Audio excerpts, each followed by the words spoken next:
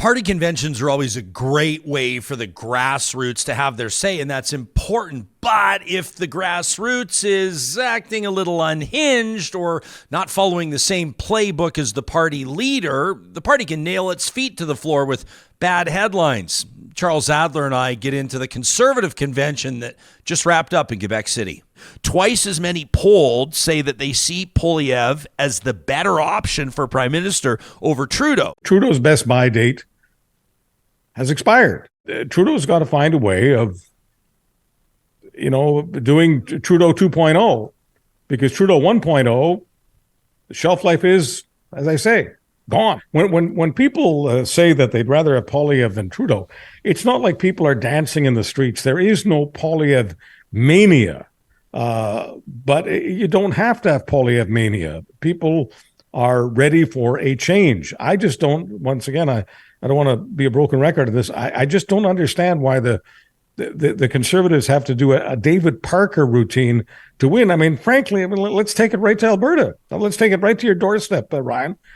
Do you honestly believe that Danielle Smith needed to do a David Parker routine for the UCP to remain in government? Well, seriously, there's two conversations to be had, and live chat is coming alive here, which is great to see. Like, Alyssa, for example, says nobody's going to talk about Poilievre's wife delivering a speech. Aneta Poilievre spoke at the convention. She says she is no longer off limits as family. I would suggest that the spouse of a leader is never off limits and would never be treated as off limits. But she did speak as well. Whether you're talking about Danielle Smith appealing to David Parker or whatever, or Aaron O'Toole making some of the sort of what seemed to be uncharacteristic comments from the O'Toole playbook a few years back when he was seeking the Conservative leadership.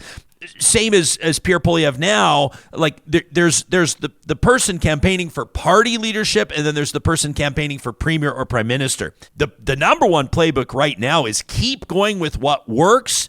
And pardon my French, but don't fuck up the other stuff. Canadians care more, and this is polling. Okay, Canadians care more about the housing crisis than they do about the opioid crisis. They care more about housing than they do about, for example, the climate, about environment, about climate change. That's what Canadians are saying. I mean, I've told politicians this over the years, whether they're liberals or conservatives. Look, guys, when food and shelter is an issue and food and shelter are not on your side, you can expect to lose unless you do something dramatic, because food and shelter are always, people talk about healthcare and climate, they're all important.